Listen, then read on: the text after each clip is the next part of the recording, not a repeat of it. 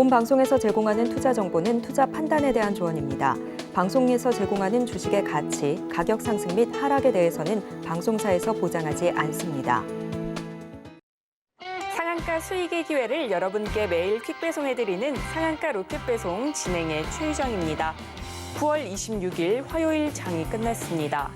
오늘도 우리 시장 계속해서 힘겨운 모습의 장이 연출됐는데요.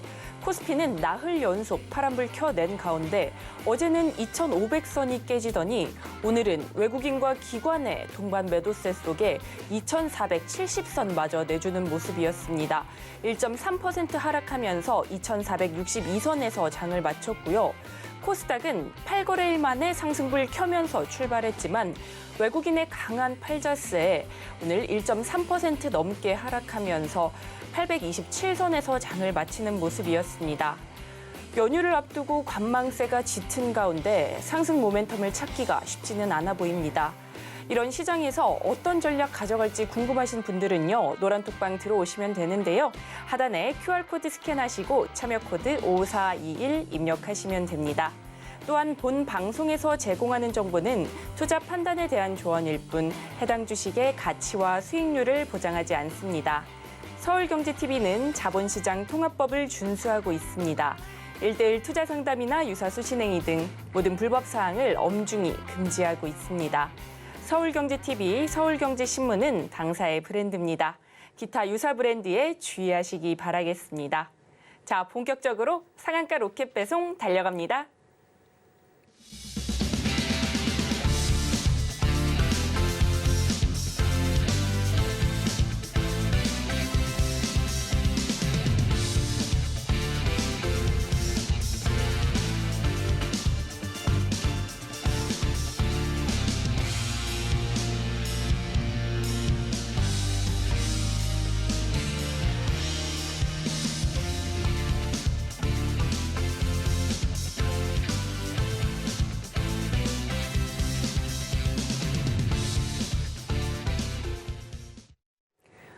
들어서 우리 전문가님이 골라주신 종목들 상승률 어떤지 너무나 궁금하시죠? 저희가 상승률 탑5 골라봤는데요. 지금 바로 살펴보시고요. 이어서 장바구니 종목 힌트까지 만나보도록 하겠습니다. 9월 추천 종목들 중 최고가 기준 수익률 탑5 살펴보겠습니다. 먼저 5위입니다. 나이백 최고가 기준 9.28% 상승률 보여주며 5위에 올랐습니다. 이어서 디지캡, 매수가 6,140원 기준 상승률 9.77% 달성하면서 4위에 올랐고요. 다음으로는 9월 5일 언급해 주신 히림, 10.46% 상승 보여주며 3위에 올랐습니다. 이어서 OCI홀딩스, 최고가 기준 18.33% 상승 보이면서 2위에 올랐고요. 마지막으로는 지능형 로봇 AI 관련주인 줌인터넷 강세 보여주고 있는데요. 상승률 21.94% 달성하면서 1위에 올랐습니다. 이어서 장바구니 종목 힌트 살펴보겠습니다. 알루미늄, 철도 관련주로 전기차 시대 차량 경량화 및 2차 전지 배터리 케이스 수요 증가로 관심을 모으고 있습니다. 과연 오늘의 장바구니 종목은 무엇일지 지금 바로 공개합니다. 전문가님, 힌트를 주가가 어둠을 헤치고 이렇게 주셨는데요. 우리 시장 지금 너무나 힘들지만 연휴가 끝나면 이 힘듦도 어느 정도 거치고 우리 시장도 좀 나아질 수 있지 않을까요? 전문가님께서는 어떻게 보시는지 너무나 궁금하고요. 또 이렇게 힘든 시장 상황 속에서는 어떤 전략 가져가면 좋을지, 또 저점 매수의 기회로 잡아봐도 좋을지 궁금합니다. 우리 시청자분들도 많이 궁금하실 텐데 오늘 전문가님께서 또 해결사처럼 전략을 알려주신다고 하십니다. 네, 안녕하세요. 최인성입니다. 자, 오늘 역시도 시장이 좋지 않았었고 내일도 마찬가지로 시장이 좋지 않을 것이다라는 생각을 가지고 시장에 임하셔야 됩니다. 자, 첫 번째 오늘 시장에 대한 설명을 조금 드려볼 텐데요. AI 관련주들이 꽤 큰 폭의 상승을 보여줬습니다. 그 중에서도 챗봇 관련주 있었죠. 챗봇 관련주와 그리고 의료 AI 관련주 이렇게 두 가지로 나뉘었었던 시장이라고 볼 수 있는데 오전부터 꽤 큰 폭으로 상승을 보여줬단 말입니다. 의료도 마찬가지였죠. 하지만 의료 관련 AI 관련주들은 오후장에 들어서면서부터 힘을 잃기 시작을 했고 그 외에 올라갔었던 정치 테마주가 있습니다. 하지만 정치 테마주 같은 경우에는 거의 대부분의 종목들이 오늘 음봉으로 주가를 많이 하락하면서 끝냈었죠. 그래서 정치 테마주들은 과연 이 음봉이 지금 9월 마지막으로 돌아서고 있는 이 상황에서 나오고 있는 캔들들의 모양과 어느 정도 관련성이 있는지를 여러분들이 직접적으로 판단하시는 눈을 제가 한번 보여드리고자 합니다. 자, 거의 대부분의 종목들이 기준봉이 뜬 이후에 그 다음날 갭을 띄우거나 혹은 갭을 띄우지 못한 상태에서 음봉을 보여주는 경우들이 많았습니다.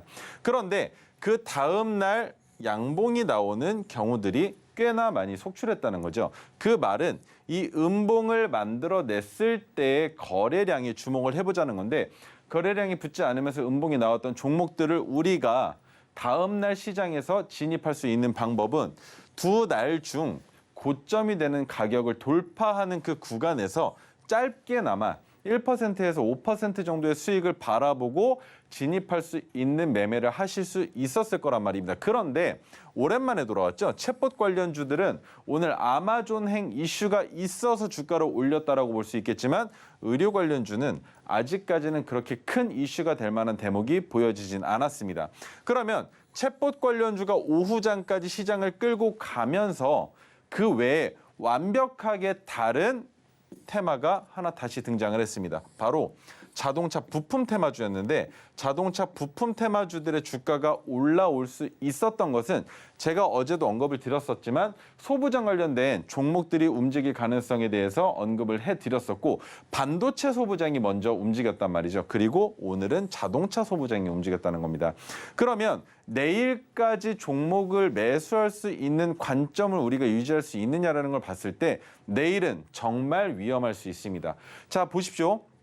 추석이나 설날이 되면 주가가 움직이는 테마가 있습니다. 여러분들 가장 많이 알고 계시는 뭡니까?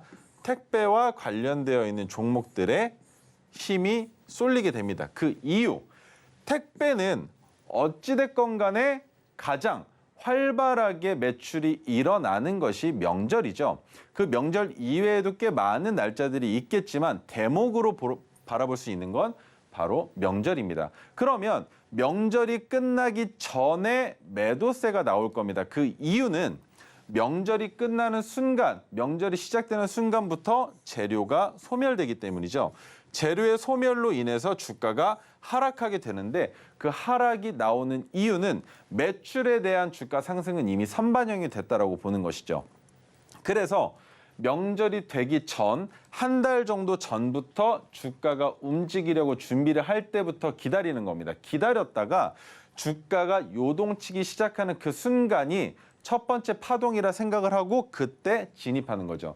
다른 테마들과는 다릅니다. 첫 번째 파동에서 진입해야 되는 이유, 단기적으로 한 달 이내에 주가가 상승할 것이다라는 기대를 가지고 진입하기 때문에 첫 번째 파동에서 진입하셔서 그 파동이 끝나가려는 그 하락 추세가 시작되려는 이 시점에서 매도를 시작하기 시작합니다. 그런데 이 매도가 결국엔 언제 마감이 되느냐? 내일이 마지막 거래일입니다. 추석 전 마지막 거래일이기 때문에 내일이 지나고 추석이 끝난 다음에 얼만큼의 매출이 나왔다라는 것을 발표하기 이전에 주가는 마찬가지로 하락할 수밖에 없는 거죠. 재료의 소멸로 인해서. 그래서 택배 관련주들도 내일은 주가가 하락할 가능성이 있겠죠. 그러면 그 외에 AI 챗봇 관련주 오늘 큰 폭으로 상승시키면서 상한가를 간 종목도 꽤 여러 종목이 있었는데 그것만 보실 게 아니라는 겁니다. 지금 시장 상황을 보시면 3분의 2 이상의 종목들이 하락을 하고 있죠.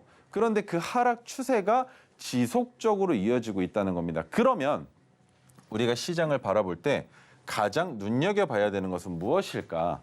하락 추세를 지속적으로 이어가는 종목이 추석이라는 재료가 소멸되면서 악재가 소멸되면서 급하게 반등이 나올 것이냐라는 판단을 해본다면 어려울 수 있어요. 하지만 주가가 하락하다가 자리를 잡고 약간 머리를 들고 있는 상황에서 추석이라는 악재가 끝나면 어떻게 될까요? 주가가 지속적으로 반등이 나올 가능성도 염두에 볼 수 있다는 겁니다. 그러면 이런 종목들을 찾아서 우리가 미리 진입할 수도 있겠지만 추석이라는 6일의 시간 동안 거래가 멈췄다가 다시 재개됐을 때 악재가 그 추석 연휴 동안 생기진 않을까라는 생각을 하시기 때문에 진입을 어려워하신다는 거죠.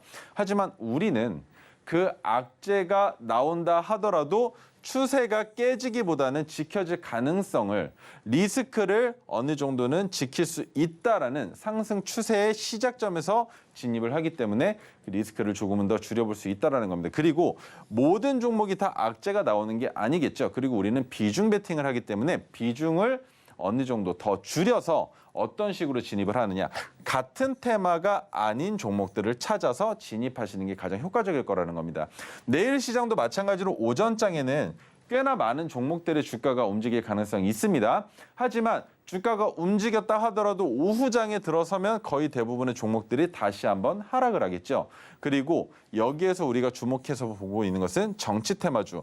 다시 한번 내일 주가를 올리는 현상이 나타날 것이냐. 그리고 챗봇 관련주, 그리고 또 의료 관련주들도 있겠죠. 그리고 마지막으로 자동차 소부장주까지 한번 같이 오전에는 지켜보셔야 된다는 겁니다. 하지만 여기에 적어놓은 이 테마주들은 어떠한 테마, 새로운 테마가 나옴으로 인해서 수급이 빠져나오고 새로운 테마로 자금이 들어갈 가능성도 염두에 둬야 하기 때문에 오전에 진입하시는 게 아니라 이미 보유하고 계신 분들께서 내일 오전에 어느 시점에서 매도를 했느냐에 되는 걸 보셔야 되는 거고, 새로운 테마가 나온다. 이 테마가 오후까지 지속될 가능성에 대해서 우리는 지금 당장에는 판단할 수 없다는 겁니다. 그리고 올라가지 못할 가능성이 더 크다라고 판단을 하시되, 새로운 테마가 나왔을 때 그 테마의 종목들이 오후까지 주가를 유지하고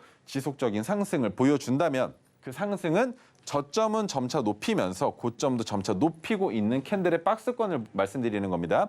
그런 식으로 나온다면 오후에 그런 테마의 종목들 중에 주가가 많이 못 올라간 혹은 같은 테마이지만 개별주처럼 움직였었던 종목들이 한 번은 주가가 위로 튈 것이다라는 생각을 가지고 진입하실 수 있다는 겁니다. 그런 식으로 내일 시장은 바라보시면 될 것 같고, 가장 중요한 것은 어제도 말씀드렸고 지난주에도 말씀드렸지만 이번 주에는 매매를 안 하시는 게 계좌를 지키는 길이다라는 설명 다시 한번 드립니다. 그게 가장 현명하고 추석이 지난 이후에 나오는 테마와 섹터들을 더 유심히 지켜보시는 게 오히려 우리에게는 약이 된다라고 다시 한번 언급드리겠습니다. 자, 제가 가지고 나왔었던 종목 중에 첫 번째 종목은 대화제약입니다. 대화제약은 9월 6일 날 토르시노가 포착이 돼서 15일 날 종목 리뷰를 한번 했었던 종목이에요. GLP-1 경구용 당뇨 비만 치료제가 정부 과제로 인해서 진행이 되고 있다. 이 이슈가 있고요. 그리고 항암 치료제 리포락셀이 중국 신약 품목 허가 승인을 대기하고 있다는 겁니다. 승인을 대기하고 있는 상황에서는 매출을 기대할 수 없겠지만 품목 허가에 대한 승인이 떨어지면 중국 시장 자체가 엄청나게 크기 때문에 어느 정도의 매출 상승에 대한 기대를 해볼 수 있는 바로 제약주죠. 그리고 제가 지수 상황이 지속적으로 안 좋아지고 있고, 그리고 어제 코스닥 시장의 지수에 메가토르 신호가 포착이 됐습니다. 2015년 이후에 8년 만에 메가토르 신호가 포착이 된 건데, 메가토르 신호가 포착이 되면 지속적으로 장기적으로 봤을 때는 주가가 우상향할 가능성이 더 높습니다. 그런데 우리나라 시장은 코스닥이나 코스피 지수가 올라갈 때 항상 그 앞에 선봉주자로 섰었던 건 바로 제약바이오주들이었습니다. 하지만 지금 시장에서는 반도체, 삼성전자의 업황이 개선됨에 따라 10월 달에 시장 끌고 갈 가능성이 있겠지만 11월과 12월 달로 접어들면서부터는 제약바이오주들이 힘을 써주지 않는다면 상당히 위험한 상황이 처해질 수 있습니다. 그 이유는 12월 달에 무엇이 있습니까? 첫 번째, 배당이 있죠. 그리고 두 번째, 대주주의 세금을 내기 싫어하는 투매가 나올 가능성이 있다는 겁니다. 이 투매가 나온다 하더라도 제약바이오주들을 보유하고 있는 대주주들의 입장에서는 기대 심리로 투자를 한 부분이기 때문에 투매가 나오지 않을 가능성이 더 높은 테마라고 볼 수 있겠죠. 그래서 제약바이오주들은 12월까지 산타랠리가 이어질 때까지도 지속적으로 상승할 가능성이 있고, 거기에 한 가지 더, 비만 치료제부터 시작된 우리 지금 7, 8, 9월 달까지 이어지고 있는 바이오 제약 테마들의 상승 랠리를 여러분들이 눈여겨보셨을 겁니다. 그 말은 그중에 옥석 가리기를 할 수 있다면 지속적으로 전고점을 돌파하는 제약 바이오주들을 찾아내실 수 있으실 거고, 그 종목들로 인해서 주가가 상승할 가능성도 있다라고 우리는 판단할 수 있고요. 자, 그리고 여기 나와 있네요. 중국에서 승인이 떨어졌을 때 1조 5천억 원 규모의 중국 시장에서 내년 상반기에 출시가 된다라는 것은 내년 상반기에 매출이 내년 상반기에 선반영돼서 나올 수도 있겠지만 지금부터도 나올 수 있는 겁니다.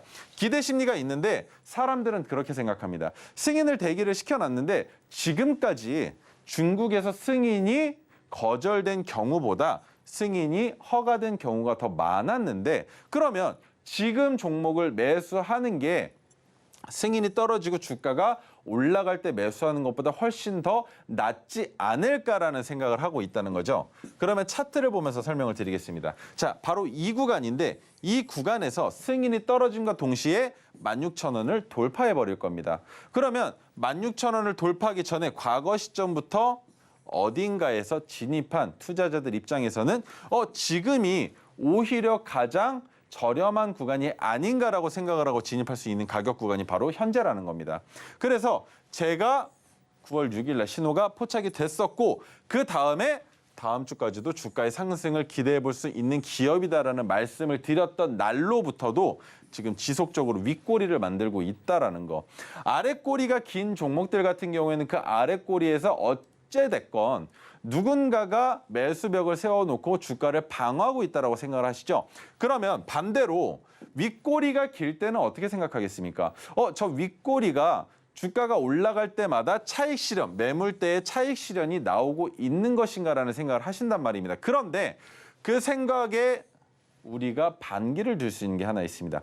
지지선을 이탈하지 않으면서 윗꼬리가 달리고 있다는 건 상단에 있는 매물대의 물량을 확인하는 과정이라고 보시는 거죠. 그리고 대화제약 같은 경우에는 모멘텀이 살아있고 승인으로 인한 기대감이 있는 종목이기 때문에 내일도 주가를 상승시킬 가능성이 있지만, 자, 여기에서 한 가지만 말씀드리겠습니다.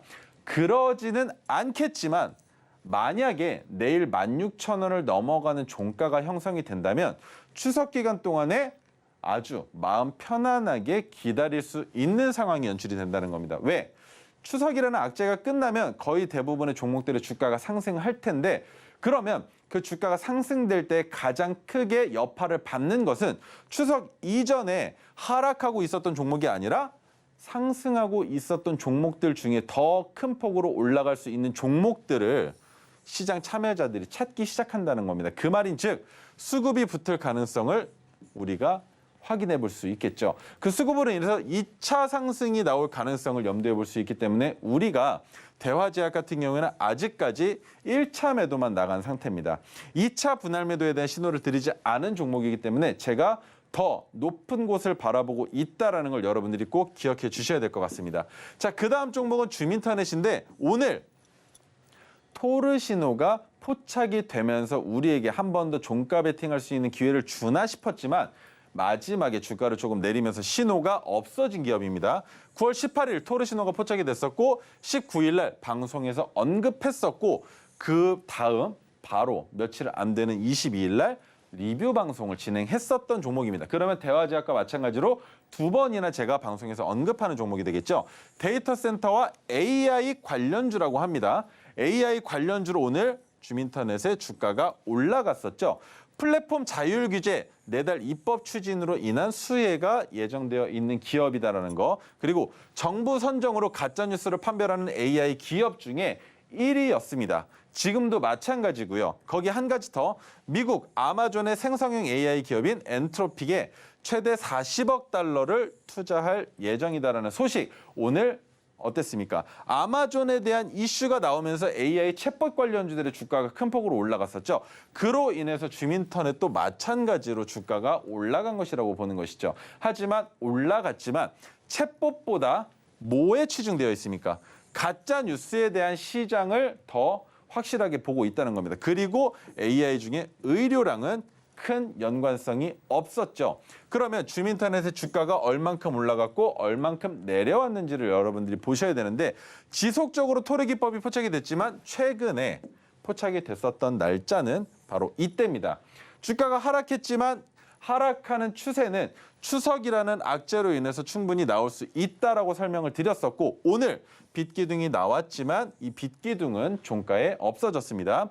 그리고 9월 18일 날 토르 신호가 포착된 다음에 종가 대비 수익률이 15%가량 되는데 제가 방송에서 말씀드렸던 내용을 한 번 더 짚고 넘어가겠습니다. 주가를 한번 내려 개미를 털어내고 추석이 끝난 이후 다시 주가를 올릴 수 있는 기업이 줌인터넷이다라고 설명을 드렸었죠.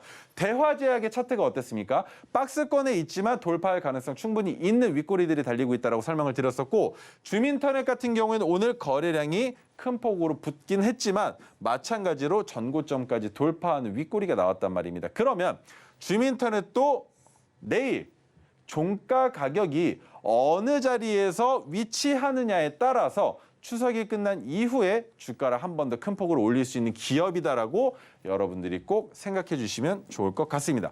물론 줌인터넷도 마찬가지로 1차 매도만 나간 상태로 우리 지금 아직 보유 지분 50% 이상 가지고 있는 종목입니다. 자, 그러면 우리 유정 앵커님을 통해서 이런 식으로 토르기법의 종목을 포착할 수 있는 조건 검색식을 먼저 받아보실 텐데요. 조건 검색식 받아보시고 다시 만나보겠습니다. 토로 종목으로 포착할 수 있는 조건 검색식. 이 조건 검색식 받아보시려면요. 노란 톡방 들어오시면 되는데요. 하단에 QR코드 스캔해 주시고 참여 코드 5421 입력하시고 들어오시면 됩니다. 들어오셔서 조건 검색식이라고 입력해 주셔도 되고요. 현재 방송 화면 사진 찍어서 올려주셔도 받아가실 수 있으니까요. 지금 바로 들어오셔서 이 선물 받아가시면 좋을 것 같습니다. 이어서 우리 전문가님께서 또 장바구니 종목에 대한 안내해 주신다고 하니까요. 지금 바로 설명 들어보도록 하겠습니다. 장바구니에 가지고 나온 종목들을 유심히 지켜보셔야 되는데 자, 토르기법이 안 뜨고 있는 시장입니다. 토르기법 자체는 주가가 상승하는 지수가 상승하는 시장에서 많은 폭으로 포착이 되지만 지수가 하락할 때는 그 리스크에 대한 부담이 있기 때문에 토르기법의 종목들이 많이 나오지가 않습니다. 자, 대우 AL 같은 경우에는 오늘 자동차 소부장주가 올라갔었던 테마가 하나 엮여 있고요. 그리고 철도와 관련되어 있는 테마라고 보시면 됩니다. 물론 우크라이나 재건 테마 같은 경우에는 우크라이나 전쟁이 끝날 때까지 재료가 어떤 식으로 변질될지 알 수가 없겠죠. 그리고 한 가지 더, 우크라이나 전쟁이 언제 끝날지에 대한 이슈가 남아 있는 겁니다. 그래서 우크라이나 전쟁이 끝났다, 이제부터 재건에 들어갈 거다라는 뉴스가 나온다면 그때 대우AL이 큰 폭으로 상승을 보여줄 수 있겠지만 지금은 우크라이나 재건에 대한 이슈가 어떤 식으로 나오고 있습니까? 시장에서.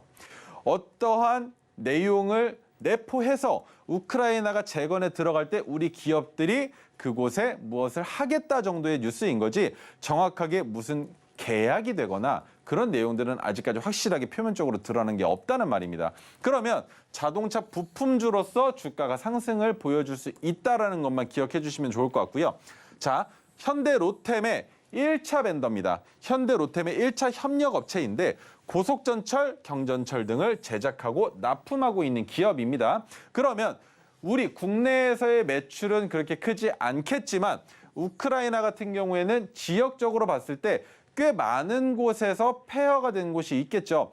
그러면 그 폐허가 된 곳을 전철을 깔아놓고 물건을 운반하거나 아니면 차량으로 물건을 운반하면서 재건 사업이 일어날 수도 있다라는 이슈가 있는 기업이다라고 여러분들이 이해를 해주시면 되는 것이고, 자, 두 번째는 전기차 시대 차량 경량화 및 2차 전지 배터리 케이스 수요에 대한 증가가 있다라는 것입니다. 이게 바로 대우AL이 자동차 부품 관련주 중에 알루미늄으로서의 큰 수혜를 받을 수 있는 부분인데, 자, 보십시오. 차량의 경량화는 과거부터 지금까지 지속적으로 이어져 오고 있는 시장에서 뗄래야 뗄 수 없는 사업군입니다.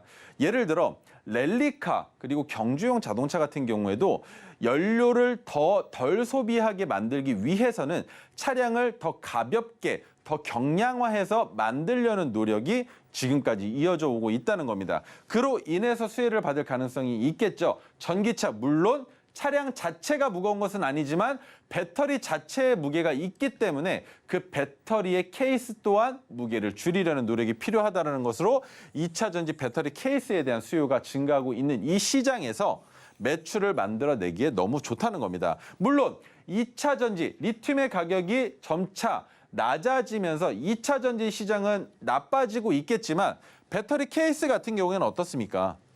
차량을 지속적으로 만들고 그 차량들이 판매가 되는 만큼 케이스 또한 마찬가지로 판매가 이루어질 수밖에 없는 시장이겠죠. 그러면 단기간에 봤을 때 전 세계적으로 2차 전지 배터리 차량들의 수요가 어느 정도 캐파가 차 가기 전까지는 지속적으로 매출이 상승할 것이다라는 기대 심리를 가질 수 있는 종목인데 그중에 알루미늄 관련주들만 몇 개 짚고 넘어가겠습니다. 조일알루미늄, 알루코, 사마알루미늄 등이 있는데 자 여기에서 중요한 것은 알루미늄의 주가가 올라갈 때 그리고 종목들의 주가가 올라갈 때 해당 종목에 알루미늄을 하는 기업이다 혹은 나는 알루미늄입니다. 라는 소개가 바로 종목의 이름이다라는 거죠. 하지만 대우AL은 종목에 어디를 찾아봐도 알루미늄이라는 얘기가 없습니다. 하지만 조일알루미늄, 사마알루미늄 같은 경우에는 내가 알루미늄을 하는 기업이다라고 아예 이름에 못을 박아놓은 상태이기 때문에 대우AL보다 다른 알루미늄 관련주들의 주가가 더 올라갈 가능성이 있겠지만 여기에서 변수가 있습니다. 주가가 한번 고점을 찍어놓은 가격 구간을 최근에 돌파했었죠. 그런데 이 돌파가 나왔었던 시기가 언제였습니까? 2차 전지의 호황기였었죠. 바로 에코프로의 주가가 큰 폭으로 상승하던 그 시점에 이미 전고점까지 돌파를 하고 그 전고점을 재차 돌파하지 못한 상황에서 주가가 내려가고 있다는 겁니다. 그러면 해당 종목은 이미 주가가 반영이 끝나 있다라고 판단을 하고 지금부터는 조금 잠잠하게 갈 가능성이 있는 기업이다라고 판단할 수 있겠죠. 그러면 알루코는 어떻습니까?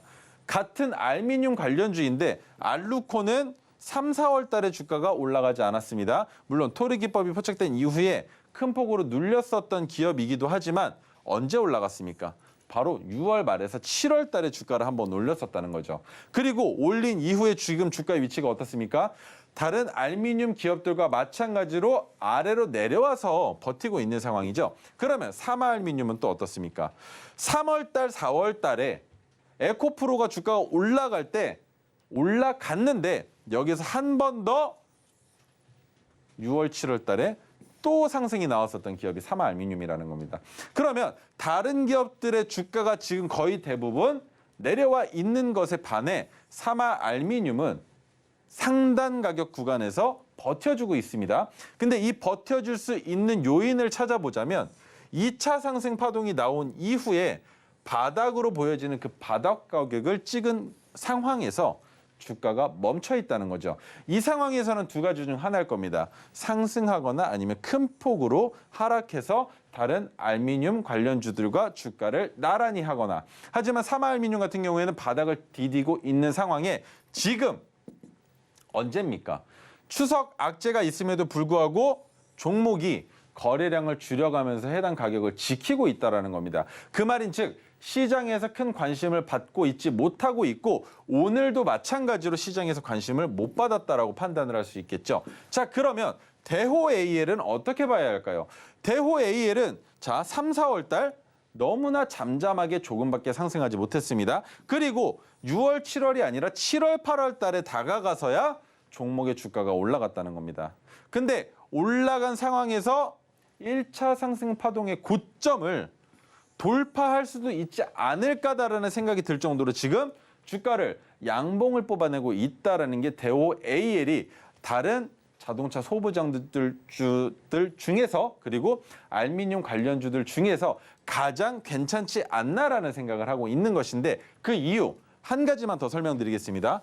다른 종목들은 다른 알루미늄 관련주들은 이미 언제부터 코로나가 끝나고 나서부터 주가를 지속적으로 상승을 시켰던 것에 반해서 대호 AL은 현재 주가의 위치가 하단 박스 구간입니다. 그 말인즉 키 맞추기를 보여주기 위해서라도 어디까지는 상승해야 된다?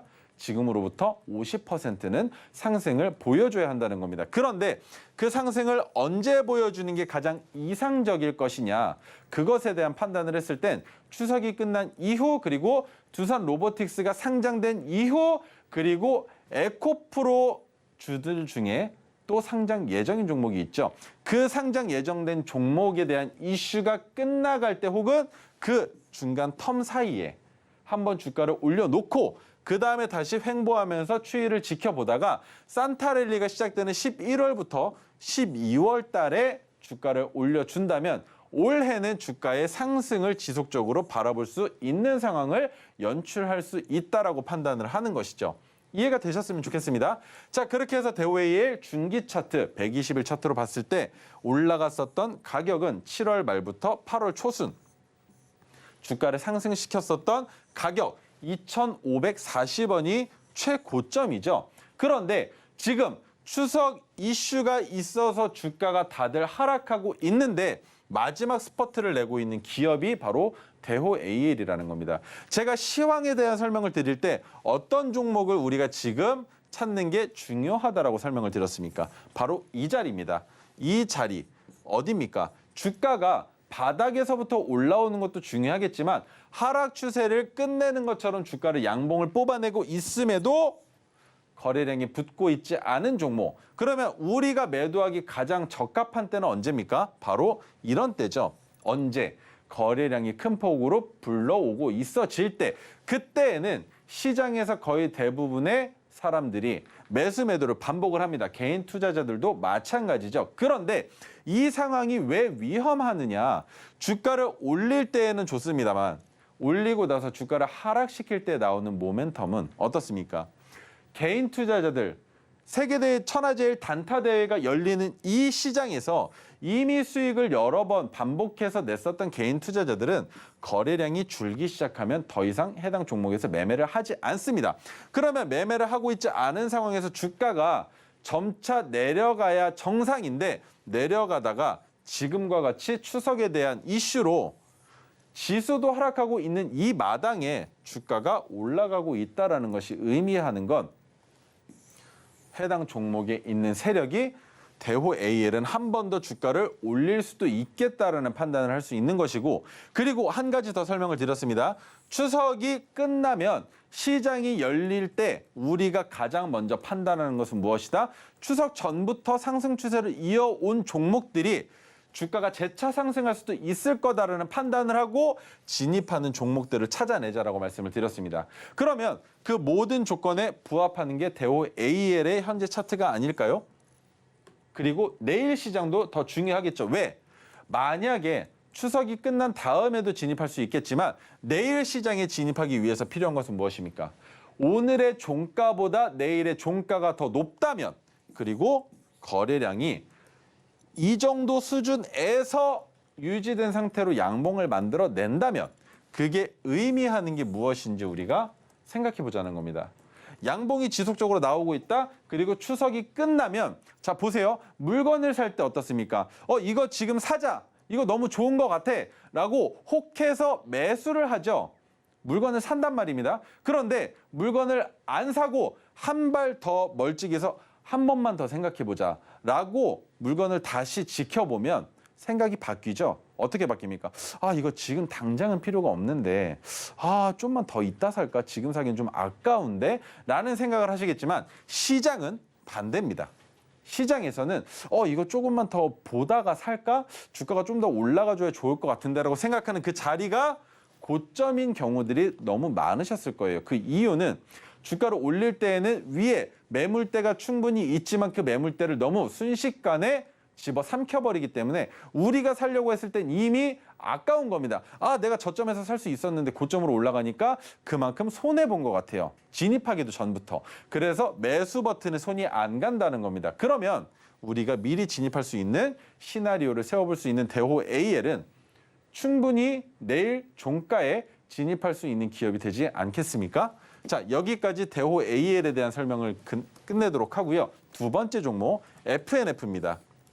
FNF는 의료와 엔터테인먼트 관련주로 엮여 있는데 의료로 많은 분들이 알고 계신 기업이에요. 자, 디스커버리, MLB, 익스페디션 등의 국내 대표 패션 기업을 가지고 있습니다. 디스커버리 요즘 많이들 입죠. 누가 많이 입습니까? 형님, 누님들도 많이 입으시겠지만 우리 자식들도 디스커버리를 많이 입는다는 거죠. 그리고 MLB는 또 어떻게 유명합니까? 모자로 많이들 알고 계시잖아요. 자, 자체 브랜드인 수프라가 중국에 진출을 했고 9월 첫 수주회에서 300억 수주를 받았다. 그러면 FNF는 어떻게 바라봐야 됩니까? 지속적으로 의류 시장 안에서는 매출이 나오고 있다라고 판단할 수 있겠죠. 그리고 올해 1월 FNF 엔터테인먼트가 설립이 됐는데 11월 글로벌 걸그룹 오디션 유니버스 티켓이 SBS에서 방영될 예정이라고 합니다. 그 말은 이미 방영을 위한 준비 과정은 끝나 있다라고 볼 수 있겠죠. 그리고 관련주로는 공구음원, 영원무역, 한세실업, 윌비스 등이 있는데 자, 이 기업들을 잘 보시면 뭡니까? 기업들이 하고 있는 일은 수출입니다. 수출이 많고요. 그중에 무역업을 하는 기업들도 많다는 거죠. 왜 그렇습니까? FNF는 우리나라에서만 판매하는 기업이 아니라 해외로 수출이 나가는 물량도 많은 기업이다라고 생각을 하셔야 된다는 겁니다. 자, 그런데 관련주들의 주가의 위치가 너무나 안 좋습니다. 공구음원 같은 경우에는 어떻게 바라봐야 될까요? 지금 이 캔들의 모양이 맞습니까? 이런 종목 매수하실 수 있겠습니까? 안 되죠. 왜입니까? 주가가 지속적으로 내려오는 것은 그래, 그럴 수 있다 쳐. 그런데 윗꼬리도 아랫꼬리도 없이 그냥 몸통으로 양봉, 음봉을 만들고 있는 이런 종목, 그리고 저점까지 지속적으로 낮추려고 보여주고 있는 이 상황에 반등이 나와주지도 않은 상황인데 내가 이 종목을 무엇을 보고 진입을 해? 모멘텀도 없어 보이는데 라고 생각하는 기업이 바로 공구음원이라는 겁니다. 공구음원은 지속적으로 우리가 볼 수가 없는 기업이에요. 왜? 고점을 돌파했을 때의 이 움직임 자체가 사람들에게 현혹시켰었던 기업이지만 지금은 그 어떠한 모멘텀도 없고 매출액 또한 좋지 않은 기업이기 때문에 공구음원 관련주이지만 절대로 보면 안 되는 기업이죠. 그런데 영업무역은 어떻습니까? 영업무역 같은 경우에는 무역업을 하는 기업이죠. 무역업을 하는 기업의 주가의 상승은 어떻게 우리가 판단할 수 있습니까? 한 가지입니다. 한 가지. 매출이 얼만큼 신장됐느냐. 그러면 코로나 이전에는 매출이 없었을 수밖에 없는데 최근에 주가를 올렸었던 이 움직임을 우리가 어떻게 판단합니까? 코로나가 끝나고 나서부터 매출이 나온 것이 반영이 늦게 됐다라고 생각할 수 있는 겁니다. 그러면 지금 이 67,900원을 다시 돌파할 가능성이 있느냐 없느냐에 대한 판단을 해보자면 오늘 영업무역이 바로 메가토리 기법의 자리가 포착이 됐다는 겁니다.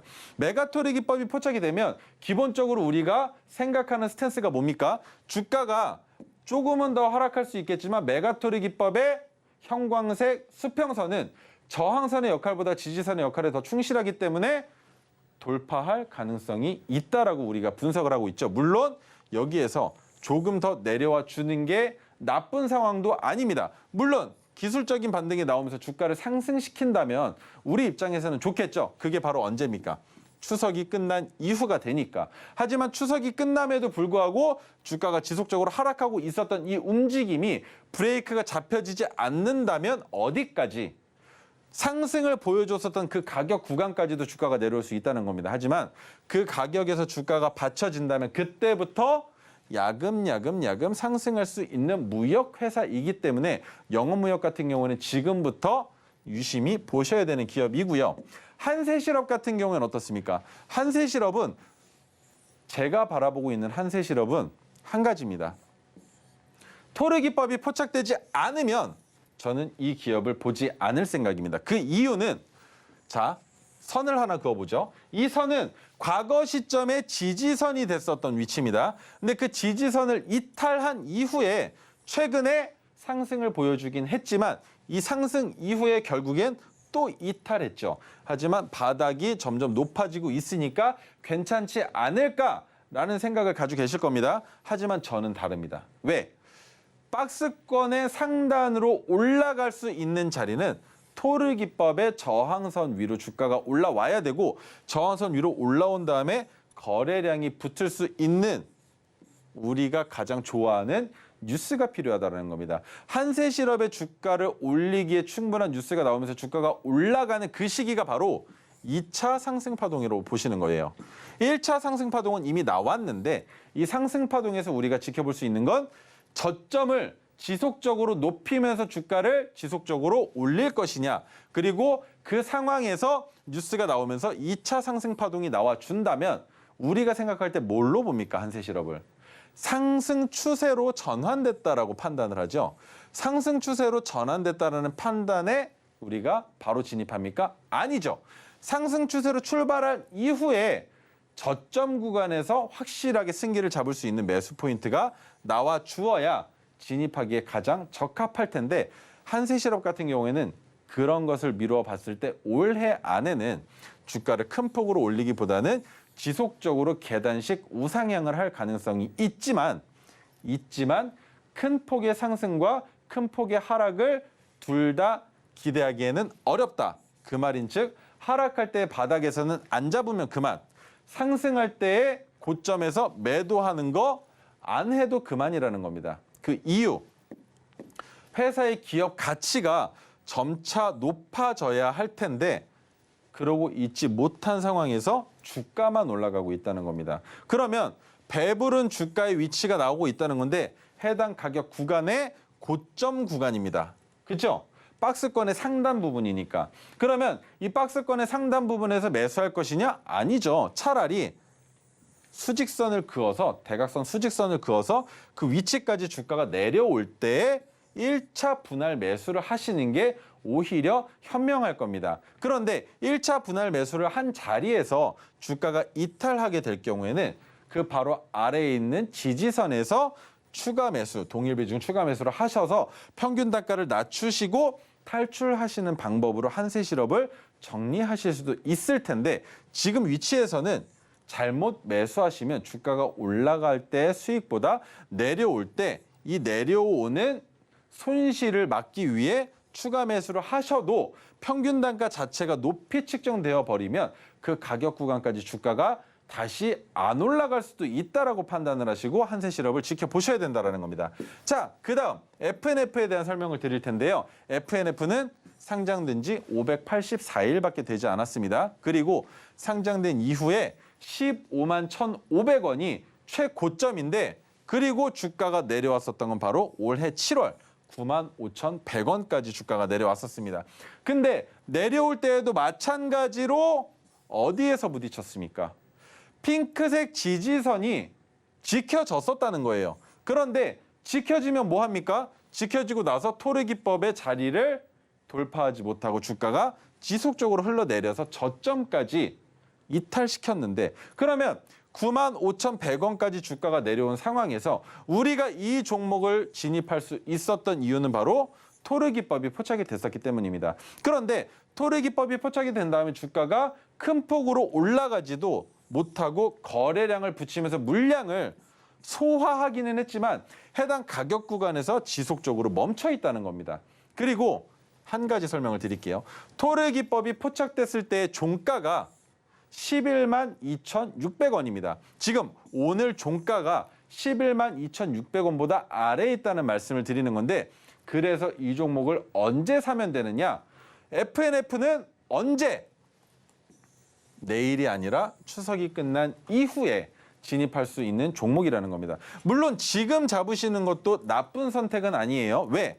추가 매수할 수 있는 자리 충분히 있고 추가 매수를 통해서 우리가 FNF에서 수익을 만들지 못한다 하더라도 확실하게 1% 정도는 익절하고 나올 수 있는 가격 구간에 종목이 위치해 있기 때문입니다. 하지만 더 확실하게 승기를 잡기 위해선 내일까지 주가의 하락분을 우리가 확실하게 지켜보고 들어가자는 겁니다. 그 이유는 지난주 금요일 날 만들었었던 양봉의 저가를 내일 이탈할 수도 있기 때문인데, 저가를 아랫꼬리를 이탈하면서 주가를 내릴 경우에는 추석이 끝난 이후에 즉각적인 상승이 나오기 어렵기 때문에 내일 종가까지 종목의 흐름을 지켜보시고 마지막에 수급이 들어오는지까지 확인을 하시고 진입하셔도 늦지 않는다는 거. 그리고 더 늦지 않은 위치는 추석이 끝난 다음에 어느 자리에서 11만 2,600원을 넘는 자리, 그리고 하나 더 11만 2,600원을 찍은 다음에 주가가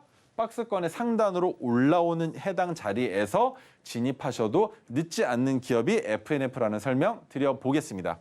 자, 그러면 여기까지 설명을 마치도록 하고요. 우리 유정 앵커님을 통해서 제 수식관리자 받는, 수식관리자를 여러분들의 차트에 표현하시는 방법을 한번 같이 받아보겠습니다. 네, 빅기둥과 5가지 지지 저항선 만드는 방법 아셔야 될 텐데요. 우리 5가지 지지 저항선 있죠. 핑크색 지지선, 파란색 저항선, 그리고 토르기법의 황금색, 그리고 메가토르기법의 형광색, 그리고 지지 저항선 역할을 하는 검정색까지 이 5가지 지지 저항선 내 차트에 그려보고 싶다 하시는 분들 계실 텐데요. 이 수식이 있으면 가능합니다. 이 수식 받아보시려면요. 노란 톡방 들어오시면 되는데요. 하단에 QR코드 스캔해 주시고 참여 코드 5421 입력하시고 들어오시면 됩니다. 들어오셔서 수식이라고 입력해 주셔도 되고요. 현재 방송 화면 카메라로 찰칵 찍어서 보내주시면 수식과 조건 검색식 모두 드리니까요. 이 2가지 다 받아가시면 좋을 것 같습니다. 이어서 우리 전문가님께서 주로 사용하시는 기법이죠. 바로 토르 기법인데요. 이 토르 기법에 대해 너무나 궁금해하시는 분들이 많습니다. 우리 전문가님께 이 토르 기법에 대해서 맛보기 살짝만 설명 요청드려 보겠습니다. 토르 기법에 대한 설명을 드리려면 수식관리자로 표현할 수 있는 이 차트는 노란톡에 들어오시면 설명을 드리도록 하고요. 자, 토르 기법의 기본적인 대원칙 오랜만에 설명드립니다. 주가가 재차 상승할 가능성이 높은 자리를 포착했을 때 그 포착되는 가격에서 기준봉이 나와 주어야 합니다. 그 기준봉의 종가는 큰 폭으로 상승을 해야 하고 기준봉의 거래량은 평소보다 증가한 상황에서 거기에서 그 기준봉의 거래량이 붙은 이유와 주가가 올라갔을 때의 매도 물량, 위에 있는 매도벽의 매도 물량을 온전히 집어삼켰기 때문에 거래량이 붙었다라고 판단을 하는 것이죠. 그런데 그렇게 판단을 했을 때에 기준봉 다음 봉 혹은 그 다음 봉에서 거래량이 붙지 않으면서 양봉형 캔들이 나와준다면 그때가 바로 해당 가격 구간에서의 물량, 매물대 물량은 소화가 끝났고 여기에서부터 주가가 다시 한번 반등할 가능성이 있는 자리를 우리는 캔들 2개 또는 3개로 파악해서 종가 베팅으로 진입하는 게 토르 기법의 기본적인 원칙이라고 설명을 드려볼 수 있을 것 같습니다.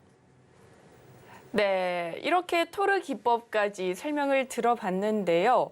우리 전문가님께서 아주 수년간 갈고 닦아서 만들어 오신 이 자료집 받아보시고 싶으신 분들 너무나 많으실 거라고 생각이 듭니다. 이 자료집 받아보고 싶으시다면 지금 바로 노란톡방 들어오시면 되는데요. 하단에 QR코드 스캔하시고 참여 코드 5421 입력하시고 들어오시면 됩니다. 현재 방송화면 사진 찍어서 올려주시면 이 3가지 수식, 조건 검색 그리고 자료집까지 모두 다 받아가실 수 있으니까요. 지금 바로 들어오셔서 사진 올려주시면 좋을 것 같습니다. 이어서는 오늘의 핵심 큰 화면으로 한번 만나보겠습니다. 오늘의 핵심 살펴보겠습니다. 대호AL, 알루미늄, 철도 관련주인데요. 현대로템의 1차 협력업체로 고속전철, 경전철 등을 제작, 납품하고 있습니다. FNF, 의류 엔터테인먼트 관련주로 올해 1월 FNF 엔터테인먼트를 설립하면서 큰 관심을 모으고 있습니다.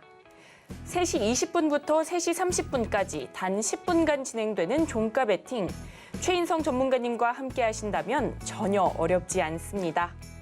어려운 시장 속에서 연휴 전 마지막 거래일인 내일 어떤 전략 가져가면 좋을지 궁금하시다면 노란톡방 들어오시면 됩니다.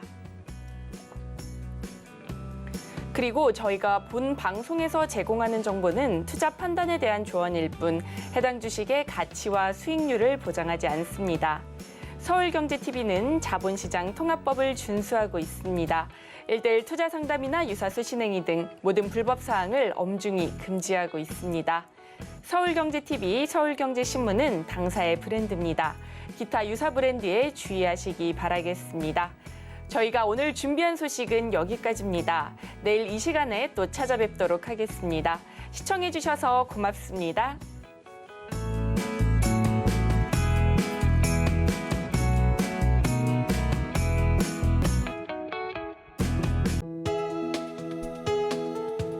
본 방송에서 제공하는 투자 정보는 투자 판단에 대한 조언입니다. 방송에서 제공하는 주식의 가치, 가격 상승 및 하락에 대해서는 방송사에서 보장하지 않습니다.